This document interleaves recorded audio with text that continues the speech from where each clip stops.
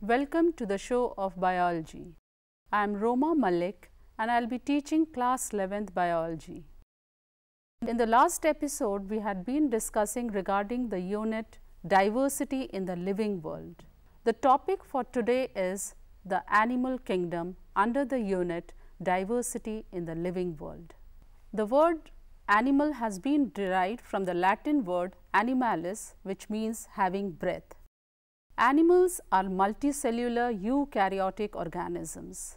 They are motile and they show a diverse form starting from the sponges to the insects to human beings and other animals.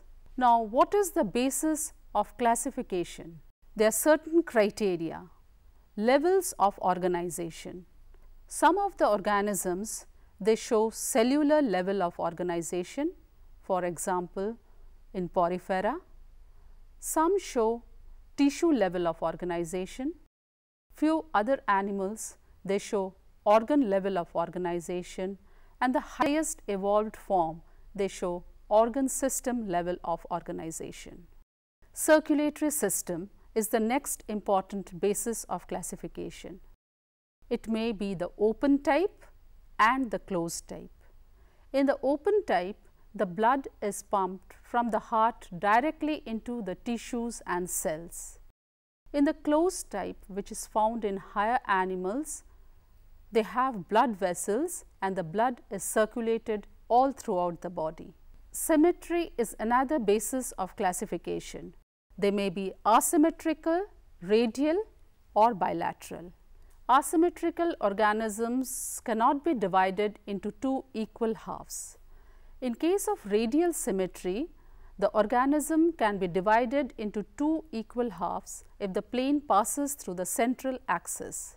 In case of bilateral symmetry, which is found in case of Annelida and Arthropoda, the organism can be divided into two equal halves in any one plane. The next important criteria for classification is germinal layers. The germinal layers, during the embryo development, the organism may develop two layers, which is known as diploblastic. The outer layer is known as ectoderm and the inner layer is known as endoderm. It may also be triploblastic. In triploblastic organisms, they have the outer ectoderm, the inner endoderm. In between the ectoderm and endoderm, they have the mesoderm. The next important criteria is body cavity. Organisms which have body cavity are referred to as coelomates. Organisms which do not have a body cavity, they are acoelomate, and in few organisms there is a false body cavity which is referred to as pseudocoelomate. Segmentation is another important criteria as found in annelids. In annelids, that is in earthworm, the body is segmented. This pattern of segmentation is known as metameric and the phenomena is known as metamerism. The presence of notochord is another important criteria. The notochord is mesodermally derived rod-like structure formed on the dorsal side during embryonic development. Organisms which possess a notochord are referred to as chordates, and organisms which do not have a notochord are referred to as non-chordates. Now, let us have a quick look at the classification of kingdom Animalia based on common fundamental features. We will now start with the non-chordates. Phylum Porifera. We will start with the phylum Porifera. Porifera includes sponges.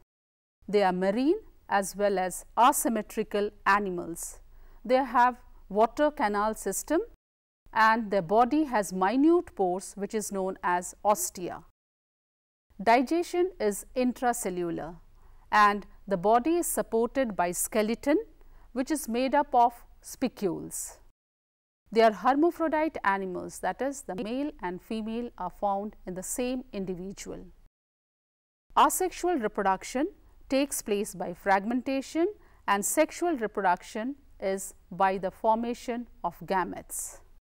Phylum Coelenterata, which is also known as Cnidaria. Hydra and jellyfish, they come under Cnidaria. They are aquatic, marine, sessile or free swimming, radially symmetrical organisms. Presence of stinging capsules are found. The organism is diploblastic, that is, they are made up of two layers, the outer ectoderm and the inner endoderm. They have two basic body forms. The first is the polyp, which is found in Hydra. They are sessile. The second is medusa, which is found in jellyfish, and they are free swimming. Digestion is extracellular as well as intracellular. Phylum Ctenophora. Pleurobrachia is included in this. They are marine, diploblastic animals with radial symmetry. They have the tissue level of organization and the locomotion is by comb plates. Digestion is extracellular as well as intracellular. They have the property of emitting light, and this particular property is known as bioluminescence. Reproduction is by sexual means. The sexes are not separated and fertilization is external. Phylum Platyhelminthes. The organisms included under Platyhelminthes are tapeworm and liver fluke. They are dorsoventrally flattened, as we can see in flatworms, and they are also endoparasites. Few of them, they are found in the human body as well. They are bilaterally symmetrical and triploblastic organisms, that is, the presence of ectoderm, endoderm and mesoderm. They are acoelomate and have organ level of organization.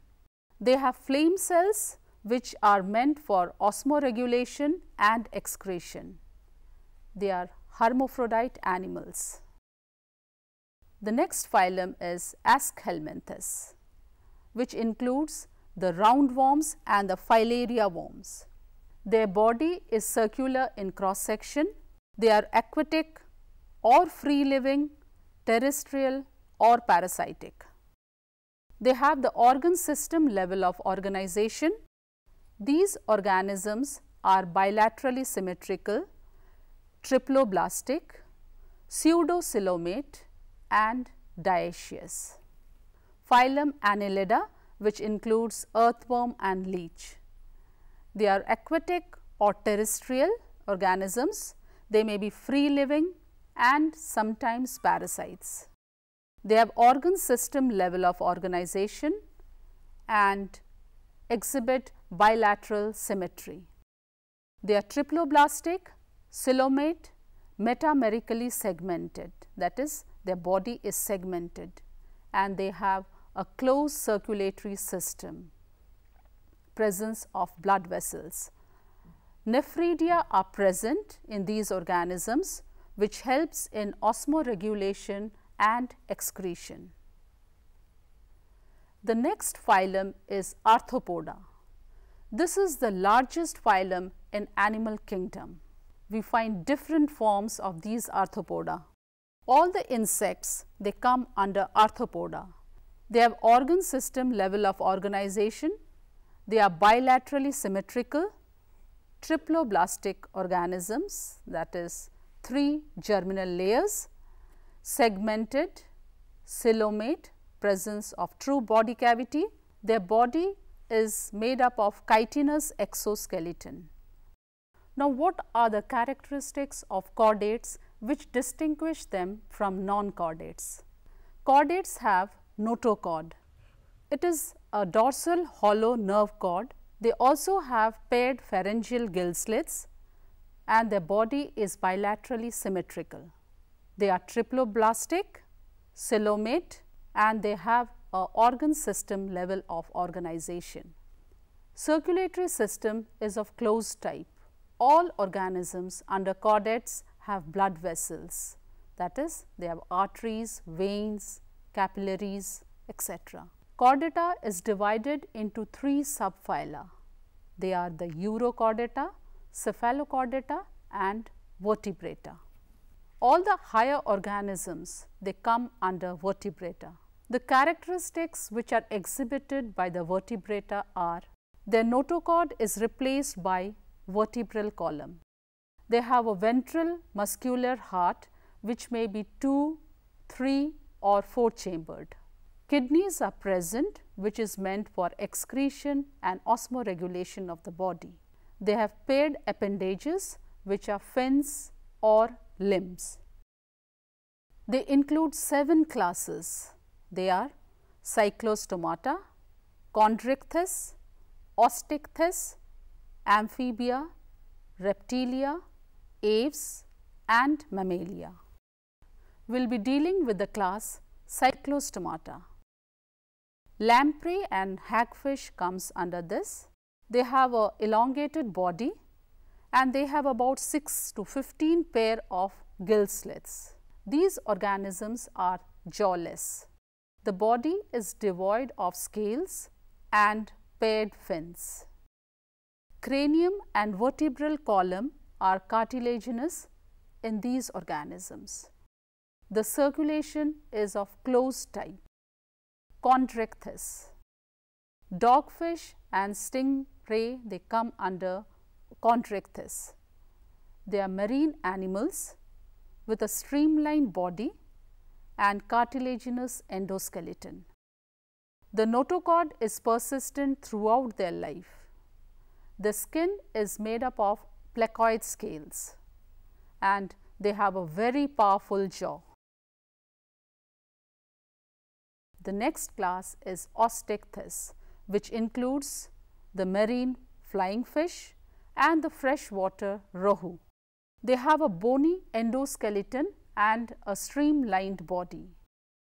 Presence of air bladder which helps in buoyancy. Heart in these animals are 2-chambered and they are cold-blooded animals. Amphibia.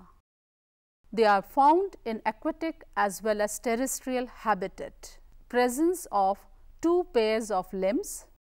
Their body is divided into head and trunk and the respiration is either by gills, skin or lungs. In amphibia, heart is 3-chambered and they are cold-blooded animals. Reptilia. Reptilia includes crocodiles and lizards. Their locomotion is by crawling and the body is covered by scales. Heart is generally 3-chambered, but in crocodile it is 4-chambered. They are cold-blooded animals. Aves. Aves includes the birds. Their characteristics are the presence of feathers in their body. They have a very prominent beak. Their forelimbs are modified into wings and their hind limbs are meant for walking, swimming or clasping. They have an endoskeleton which is bony with hollow air cavities. Their heart is 4-chambered and they are warm-blooded animals. Mammalia. It includes kangaroo, dog, tiger and human beings. It has a variety of habitats. Presence of mammary gland is an important feature of Mammalia. They have 2 pairs of limbs which is meant for walking, running, climbing, burrowing and swimming. Skin is covered by hairs and they have external ears. Presence of jaw, and these jaws have different types of teeth. Respiration is carried out by lungs and the heart is 4-chambered. They are warm-blooded animals. In this episode, we had been discussing regarding the chordates and we also saw how the chordates, they are different from the non-chordates. The animal kingdom has different diverse forms. They have a wide variety of forms and basing on the classification pattern which makes them unique. They have been classified based on certain criteria, their levels of organization, their circulatory system, their body symmetry, the presence of germinal layers, presence of body cavity, segmentation and notochord. Animals are multicellular organisms which show various diverse forms. We completed the chapter Animal Kingdom. In the next episode, we will move on to the next unit and we will be referring to the chapter Morphology in Flowering Plants.